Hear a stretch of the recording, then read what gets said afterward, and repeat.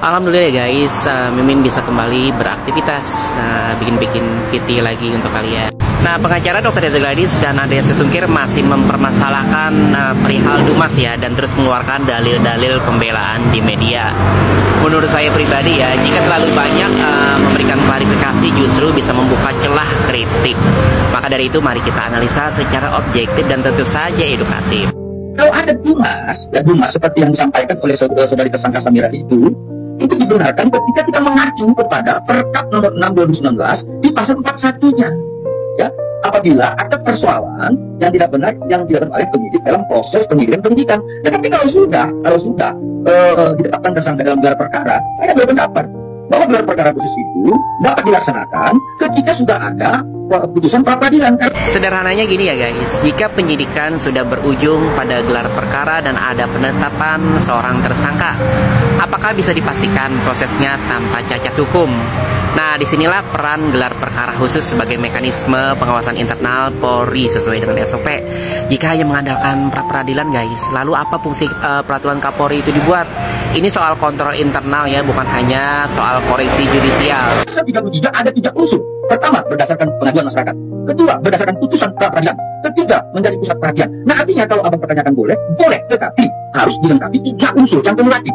Jadi, sehingga kemudian kalau 3 unsur yang Dumas 1, kemudian ada putusan pra peradilan, ada pusat perhatian, itu sudah dipenuhi, maka gelar perkara khusus itu tidak menabrak Undang-Undang Nomor 881. Tapi kalau gelar perkara khusus itu tidak mengandung unsur kumulatif, maka itu cacat formil, artinya hanya.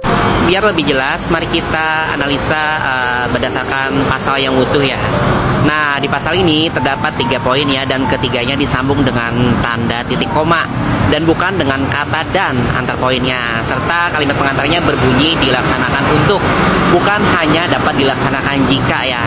Dalam praktik hukum guys, struktur seperti itu umumnya bersifat alternatif bukan kumulatif ya. Jadi artinya salah satu saja dari poin A, poin B, ataupun poin C terpenuhi, maka gelar perkara khusus bisa dilaksanakan. Jadi jika klaim dari pengacara bahwa pasal 33 tersebut kumulatif atau poin A, poin B, dan poin C harus terpenuhi semua guys, itu menurut hemat saya bertentangan dengan interpretasi hukum berdasarkan tata bahasa peraturan perundang-undangan yang sahih. Artinya cukup salah satu dari poin A, poin B, atau poin C, maka gelar perkara khusus bisa dilakukan. Jadi pada kesempatan ini saya mau sampaikan kepada pimpinan Bareskrim Mabes Polri ya, sebagai atasan penyidik di Polrestabes Medan.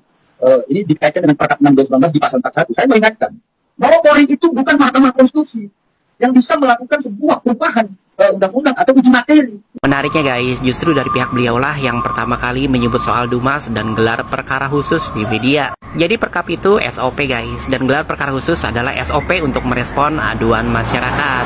Nah, yang dilakukan oleh Polri sekarang hanyalah pemanggilan, belum ada bukti gelar perkara itu untuk membatalkan status tersangka Doktip. Jadi dari manakah kesimpulan bahwa ini untuk mengubah keputusan hakim dan bertentangan dengan KUHP? Banyak orang yang sejatinya cerdas, namun justru terlihat berpura-pura lebih pintar dengan cara berpura-pura tidak tahu.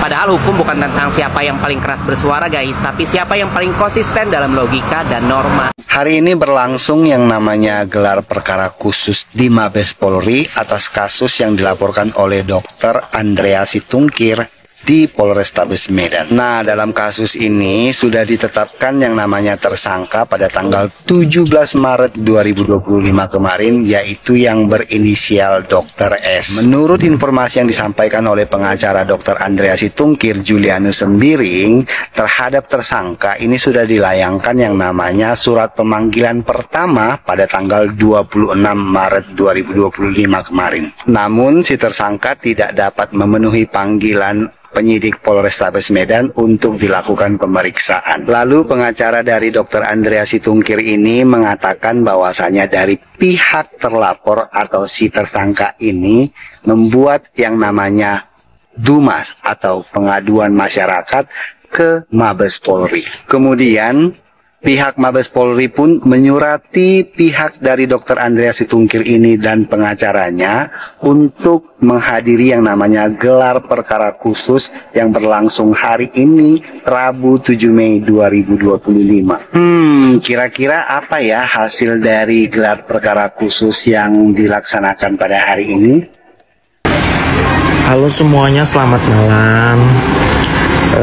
Pada nanya DM mention lagi untuk bagaimana tadi di Barreskrim, bagaimana hasilnya. Jadi di Barreskrim tadi itu tidak memberikan kesimpulan dan hasil. Di Barreskrim kita hanya kayak gelar perkara khusus untuk mendudukan suatu perkaranya. Untuk kemudian semuanya berjalan dengan kondusif, berjalan dengan baik. Dokter detektif juga memberikan keterangannya, saya juga memberikan keterangan saya, dan semuanya itu sudah dicatat di dalam ruang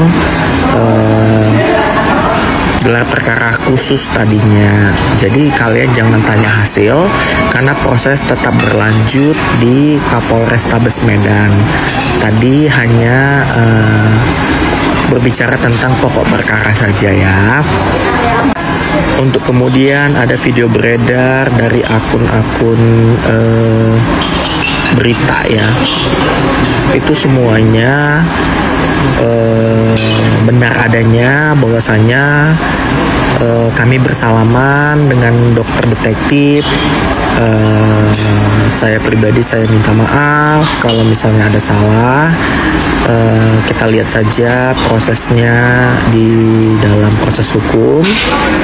Jadi kita tadi sudah sama-sama mengatakan, meminta dan melakukan pertemuan kepada semua kepolisian di Barreskrim, bahwasanya harapannya adalah tidak ada keributan lagi. Jadi jangan digiring-giring lagi, jangan dibuzzer-buzzerin lagi. Biarlah ini sudah menjadi proses hukumnya ya.